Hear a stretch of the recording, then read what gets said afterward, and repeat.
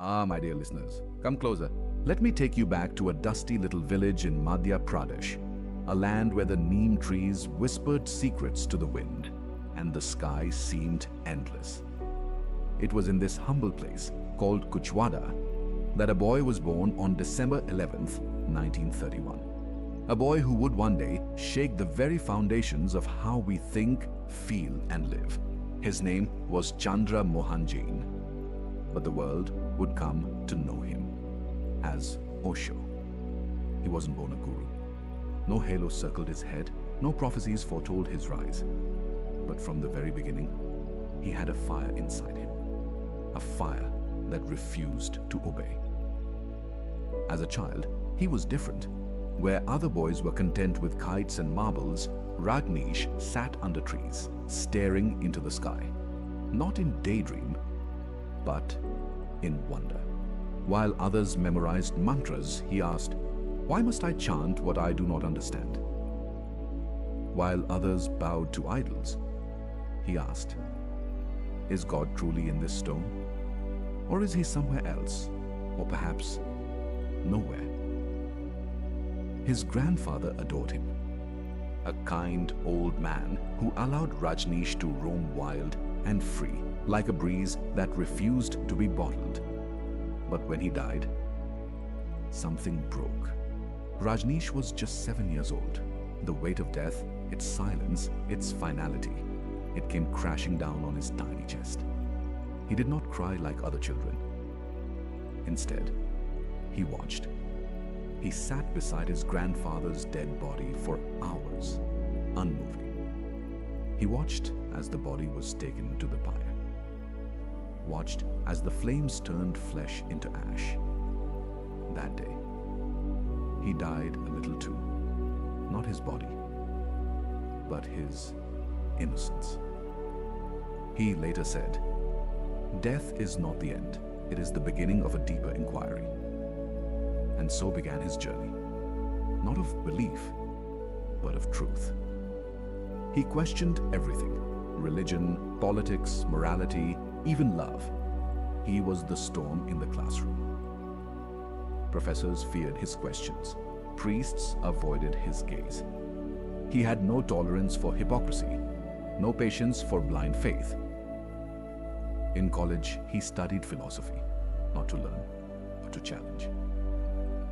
He won debates with a smile that disarmed and a logic that disrobed pretense.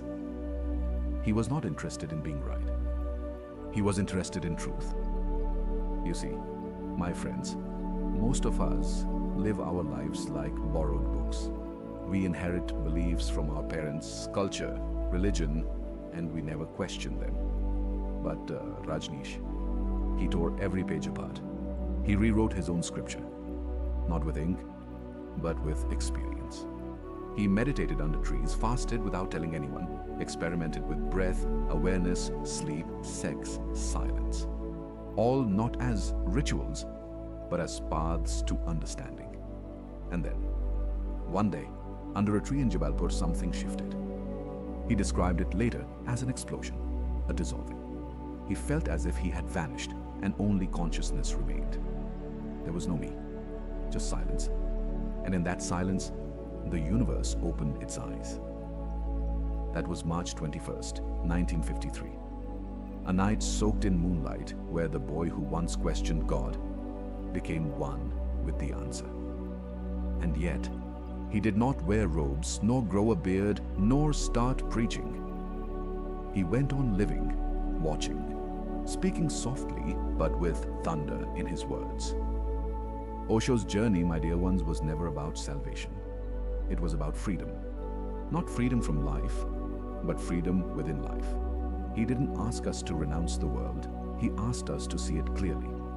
And perhaps that is why, even today, millions across the world, from the streets of Mumbai to the cafes of Berlin, feel his presence.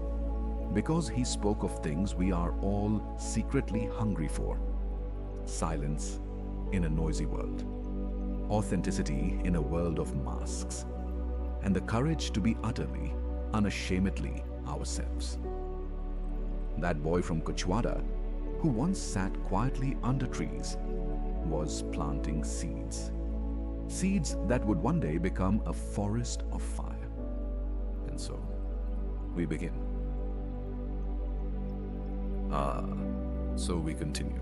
Let us now walk into a more delicate, more dangerous garden, one that blooms with desire and burns with silence. For Osho, the spiritual journey was never about renunciation, but about total acceptance. He saw life as it is, raw, pulsating, paradoxical. He did not flinch when facing subjects that made even saints uneasy. And perhaps his most misunderstood contribution, and his most controversial, was how he redefined the sacredness of sex. To the world, especially to conservative India, sex was either a sin to suppress or a whisper behind closed doors. But Osho said, sex is the seed, meditation is the flowering. He shocked the rigid minds. How dare he? They cried. How can a spiritual man speak of lust? But Osho wasn't speaking of lust. He was speaking of wholeness, of dropping the shame, of meeting the body, the breath, the longing, with awareness. You see, my dear ones, in our culture, we speak with reverence of the Gita, the Vedas, and the Upanishads. And yet, when it comes to the body, the very vehicle of this existence, we shrink into silence. We are taught to be ashamed of our desires, to fear our own instincts. But Osho stood like a mirror before us, saying, look, don't turn away. Don't deny this part of yourself. Don't lock your energy in chains. He believed that anything repressed becomes distorted, that guilt is a disease, that the suppression of sex has caused more violence, more frustration, and more suffering in the world than any natural desire ever could. And he spoke with such clarity, not as a provocateur, but as a surgeon of the soul. Do not fight with desire, he said. Be present with it. Watch it. Let it move through you like a wave. And one day you will find the wave has passed and you remain calm, silent, untouched. That, my dear listeners, is not indulgence. That is alchemy. In the fire of awareness, even desire becomes light. Osho taught that sex is not the enemy of spirituality. In fact, it can be its doorway, if entered with total presence. If you can be fully conscious in the act of love, if you can melt into the other with tenderness and gratitude, you're not falling, you are rising. He asked, if love can take you beyond your ego, if orgasm can dissolve your sense of self, even if only for a moment, then is it not a glimpse of the divine? These words stirred young minds across the world, especially in India, where generations had been told to obey, to bow, to hide their urges. And this perhaps is why Osho still echoes in the hearts of the youth. Because he did not demand you become a monk. He did not ask you to abandon your desires. He simply asked you to wake up, to feel everything fully, and to be utterly honest with yourself. He introduced dynamic meditation, not as a ritual, but as a revolution. Traditional meditation was too still, too silent for the noisy minds of modern men and women. Osho knew we were carrying centuries of unexpressed grief, rage, lust, fear. So he gave us a method to release it all. Dynamic meditation began with wild, chaotic breathing, like the storm before a calm sea. Then came the scream, a cathartic purge, the howl of the soul, then movement. No choreography, just pure instinctive dance. And then silence. Not forced silence, not borrowed peace, but the kind of silence that arises when the storm has passed. He called this the meditation for the modern age, for the stressed, the anxious, the repressed. He would often say, meditation is not concentration. It is relaxation. It is not controlling the mind, it is witnessing the mind. And through that witnessing, the transformation began. Of course, the backlash was fierce. Religious leaders called him immoral. Governments labeled him a threat. The media called him a cult leader. But beneath all the controversy was something far more dangerous to society than sex or silence: freedom. Osho's real revolution was inner anarchy. He gave you back your power. He returned you to yourself. And once a man sees his truth, he cannot be enslaved again. His words were not sermons. They were fire. They burned through conditioning. They melted centuries of fear. They invited people, especially young people, to reclaim their birthright. The right to feel, the right to love, the right to be awake in their bodies, and the right to meet God, not in temples or scriptures, but in their own breath. He often said, "You are the temple. Your body is the shrine. Your awareness is the light within." Imagine what this meant to a generation raised on shame. Suddenly, a man was telling them, "You are not dirty. You are not sinful. You are divine." And yes, this made people uncomfortable. But isn't that the sign of a real master? Not someone who soothes your illusions, but someone who shatters them with compassion. Music softens. A slow rhythmic tambura drone underlines the final thoughts. So, my dear ones, when we speak of Osho and sex, we are not speaking of scandal. We are speaking of courage.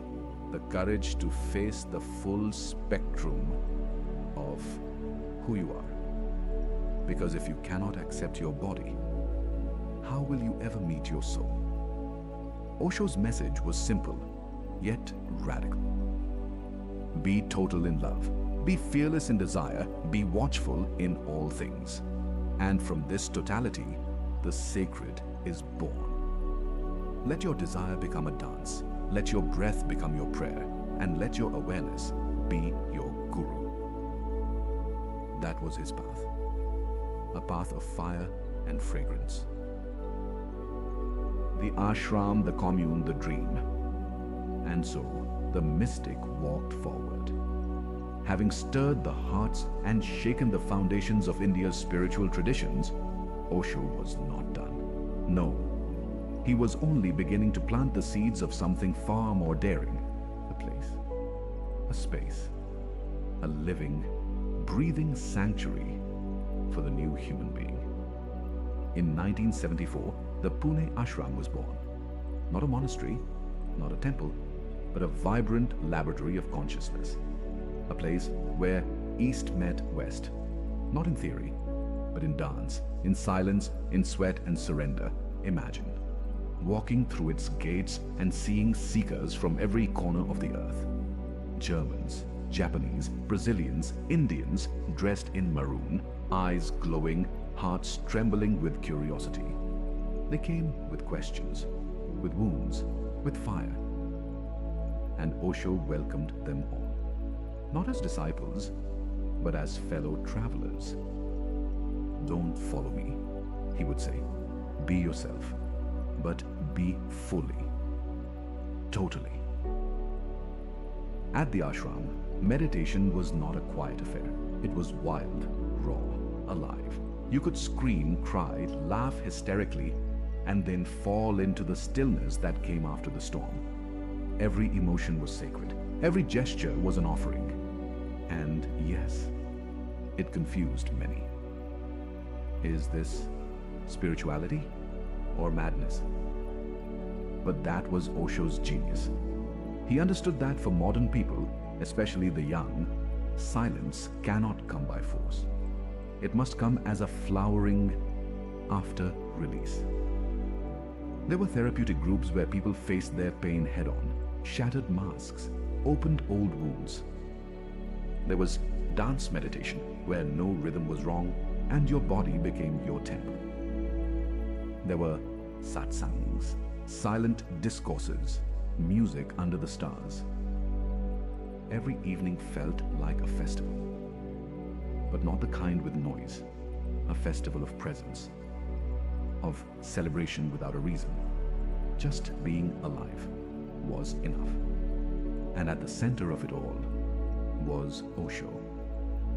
dressed in flowing robes, adorned in silence, his eyes still yet piercing. He spoke rarely, and yet his presence spoke volumes. Those who saw him say, it felt as though time stood still. There was no dogma, no rigid rules. You could wear maroon or not, you could believe or doubt, you could laugh or cry. All he asked was honesty, total honesty with yourself. And then came America. In 1981, Osho left India for the West. His body was ailing, but his dream had not faded. In the remote Oregon desert, his followers built something astonishing.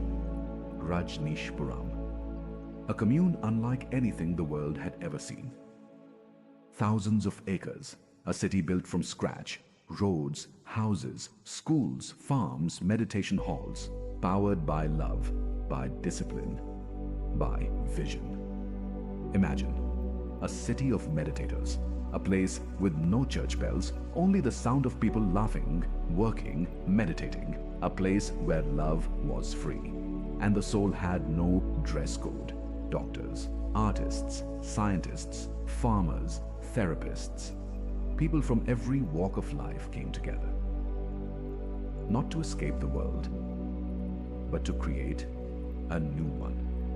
They tilled the soil by day, meditated under the stars by night. They built their homes, they cooked their food, they lived in totality. And for a moment, it worked. But to the outside world, it was too radical. Because here was a community that lived outside the rules, that didn't obey religion or capitalism or tradition, that answered only to awareness. The press descended. So did suspicion. And the story of Rajneeshpuram became tangled with controversy. There were political battles, legal wars, power struggles, infiltrations, lies, fear. And in the midst of it all, Osho remained silent. For 3 years, he did not speak. He called it his phase of public silence. Some said he was resting. Others said he was watching. But many felt his silence was louder than words. And during that silence, something deeper was growing. A collective inner experience, without words, only presence. Eventually, the silence broke. And when he began speaking again, his voice was sharper, deeper, filled with both tenderness and thunder.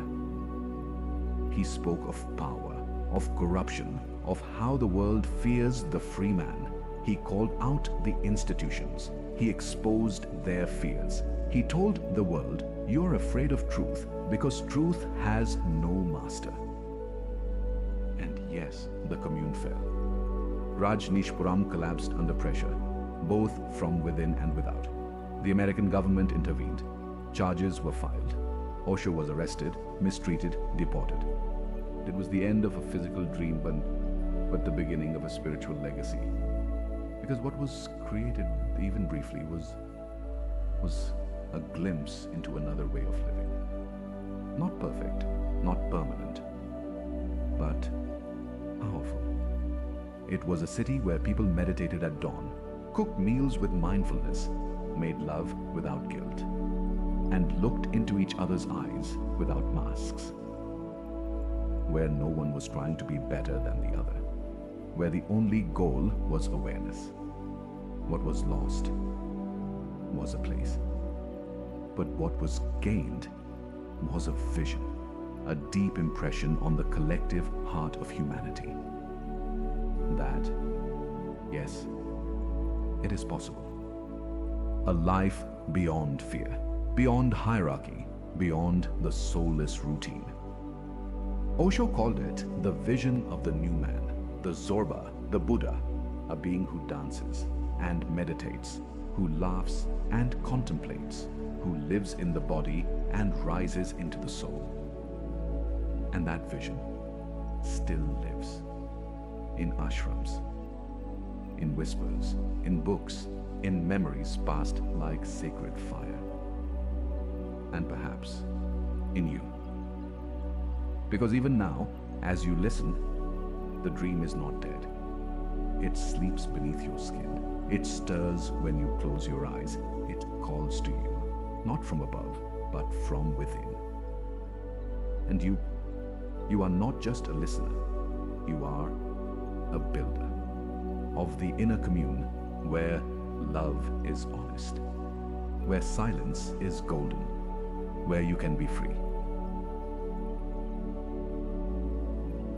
He spoke again, and when he did, it was like the sky cracked open. After years of silence, Osho's words returned with a force both gentle and terrifying, like rain falling on fire. But these were not ordinary words, no.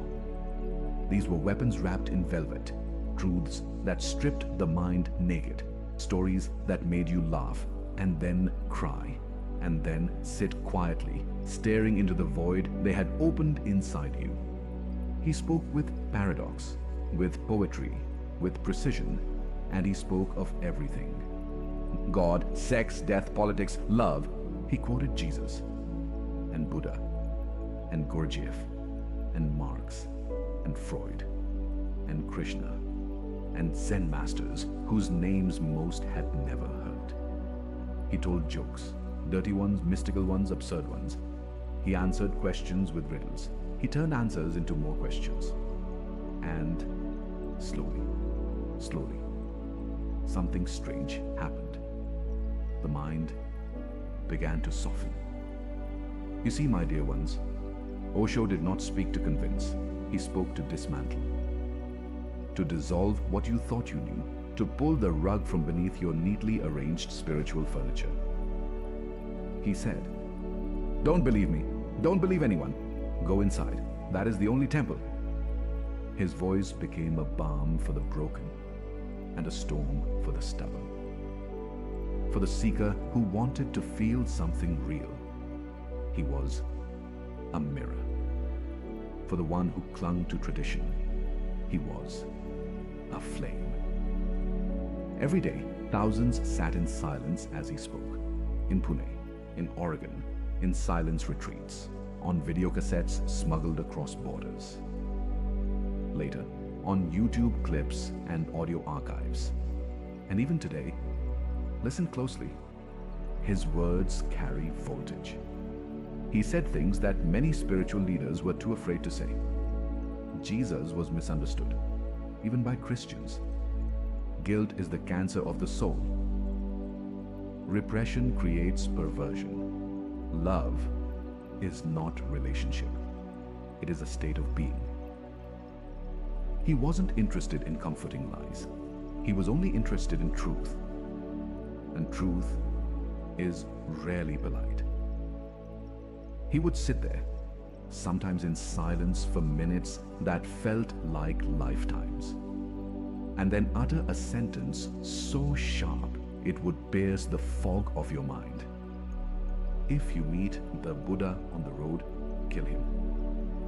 Not to insult, but to awaken. Because every image you worship, every idea you cling to, becomes a prison. He said, "Truth is not something outside to be discovered. It is something inside to be realized." There was something about his eyes too. People said they felt exposed when he looked at them. As if he saw not their face, but the person behind the face. The ache, the fear, the longing to be free. His discourses were not lectures. They were journeys. He could take a simple Zen story, a line from Kabir, a passage from Nietzsche, and open it like a lotus, layer after layer, until suddenly, silence. A silence that wasn't empty, a silence that rang with recognition. Because Osho didn't just teach, he transmitted. Not knowledge, but presence. He used words to go beyond words. He used laughter to carry you to tears. He used intellect to destroy intellect. And once you were stripped of everything, he would simply sit. And in that space, something would shift. would meet yourself. He said, "My purpose is not to give you doctrines. My purpose is to create a space where you can discover your own being." He never asked for followers. He asked for awareness. He never claimed perfection. He only claimed, "I am awake." And in that wakefulness, he invited us all to join him. But not as shadows, as lights, not as sheep, as lions. And that is why, even today, years after his body has turned to dust, Osho's voice burns, not in volume, not in drama, but in clarity. Clear like a mountain spring, sharp like a sword, soft like moonlight. He spoke, and something inside us remembered. We are not here to obey. We are here to awaken. The stillness beyond time. His legacy in the modern world. He knew. He knew his time in the body was ending, and yet there was no fear in his voice, no attachment, no regret, only silence and presence. Osho spent his final years in Pune, surrounded by disciples and seekers who no longer needed to hear his voice, feel his presence. His body had grown frail. He had endured pain, poisoning, imprisonment, exile. But the flame within him remained untouched. He once said, "I leave you my dream. Not my dogma, not my religion, not my commandments, just the dream. A dream of a conscious humanity, a dream of a world without guilt or war, a world where love is not owned but shared, where the body is not cursed but celebrated, where silence is not feared but embraced." In 1990, Osho left his body. But what is death to someone who has already dissolved the ego? His disciples did not weep in sorrow. They sat in meditation, in stillness, in song, in silence. They knew. He had only changed form. He had melted back into the ocean of existence from which he came. And even today, all over the world, that silence continues. His books now number in the hundreds, translated into more than 60 languages. His discourses are streamed by millions. His quotes float through social media like mantras for a lost generation. His image is found in hostels, ashrams, bookshops, and meditation apps. Why? Because Osho's words weren't time-bound. They weren't for a culture or a religion or a country. They were for the human condition. He spoke to the chaos of the modern mind, to the emptiness behind our achievements, to the ache behind our smiles.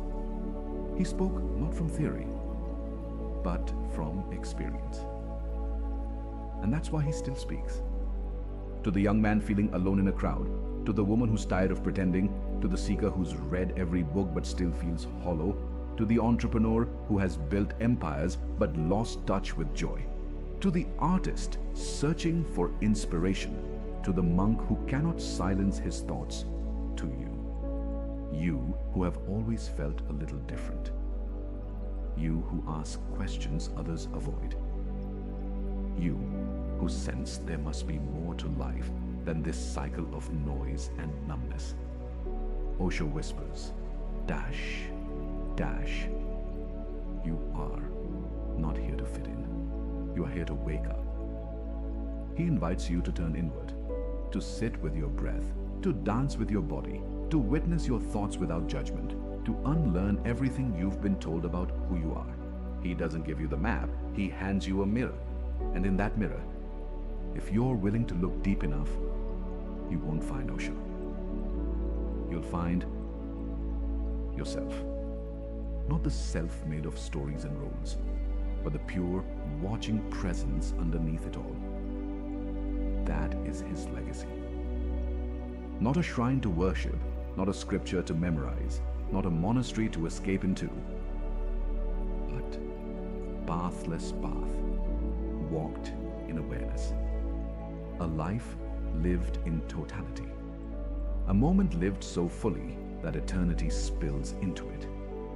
And if you've ever felt, even once, a flicker of truth in your heart when all else was silent, then know this: you're already walking with Him. He is not behind you, not above you. He is within you. His dream was never to be remembered as a master. His dream was for each of us to become our own master. He once said, "My whole effort is to destroy the priest inside you and awaken the Buddha."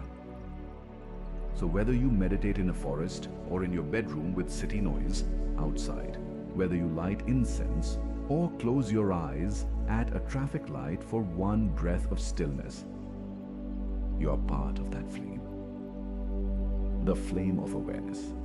And as we end this journey, this remembrance of a rebellious mystic, I leave you not with conclusions, but with a silence full of potential, a silence that listens, a silence that waits for you to return home to yourself. So take a breath, close your eyes, and if you feel called, don't follow Osho, don't follow anyone, follow the pull of your own truth, because in the end, as he said so often, truth is not a thing, it is a state of being, and that begins.